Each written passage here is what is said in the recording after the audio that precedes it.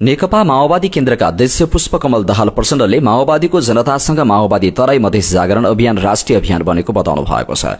बुधबार कञ्चनपुरमा जागरण अभियानको समापन कार्यक्रमलाई सम्बोधन गर्दै प्रचण्डले यो अभियान माओवादीको मात्रै नभएर राष्ट्रिय अभियान बनेको दावी गर्नुभएको हो। यहाँसम्म आइपुग्दा यो माओवादीको मात्र अभियान रहेन, यो राष्ट्रिय अभियान भयो। तराई मधेसमा रहेका सबै राजनीतिक दलहरूको साझा अभियान बन्न पुग्यो उहाँले भन्नुभयो। उहाँले अगाडि भन्नुभयो, यति धेरै मागपत्र प्राप्त भएका छन्, यति धेरै सुझाव आलोचना र टिप्पणीहरू प्राप्त भएका छन्, एउटा ठेली बन्नेवाला छ।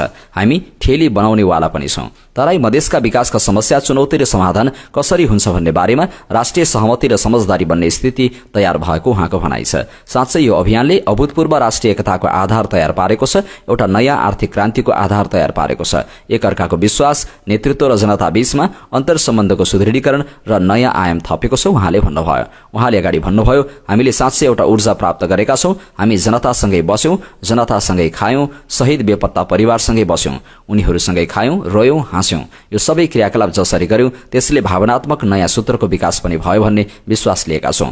हुलाकी राजमार्ग केन्द्रित माओवादीले यो अभियान गत 12 फागुनमा झापाको कजन कबल गाउँपालिकाको बनियानीबाट शुरू गरेको थियो। बीचमा रोकिँदै फेरि शुरू हुँदै गरेको यो अभियान 2 महिनापछि बुधबार कञ्चनपुर पुगेर समापन भएको हो। नेपाली कांग्रेसका सभापति एवं पूर्व प्रधानमन्त्री शेरबहादुर देउवाले अहिलेको संविधान अनुसार कुनै पनि पार्टीको स्पष्ट बहुमत आउन गाह्रो हुने बताउनु भएको छ।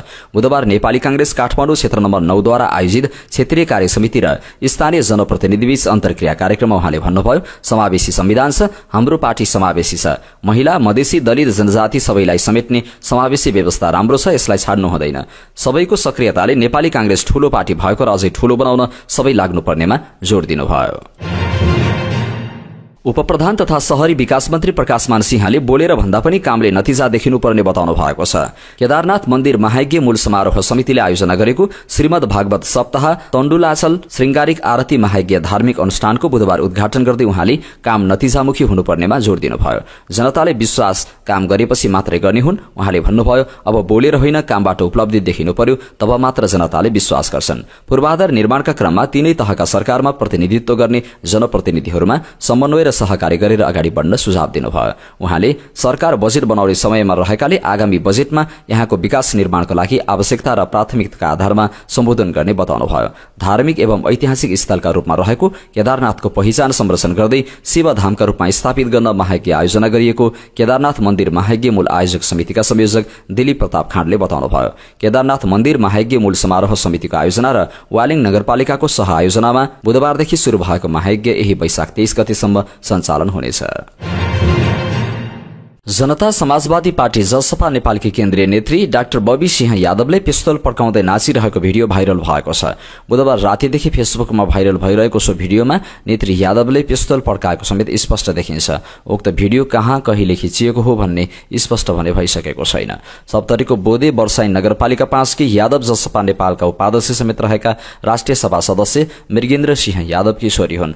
डाक्टर यादव जसपा नेपालकी केन्द्रीय सदस्य हुन्। सप्तरीका एसपी ठकेन्द्र खतिवड़ाले सो भिडियोको विषयमा अनुसन्धान भइरहेको बताउनुभयो। भिडियो मैले पनि हेरी उहाँलाई बोलाएर त्यस विषयमा सोधपुछ गर्छु। उहाँले भन्नुभयो, सोधपुछ र अनुसन्धानपछि थप स्पष्ट हुन्छ, सोही अनुसार कानूनी प्रक्रिया अघि बढ्ने एसपी खतिवड़ाले बताउनुभयो।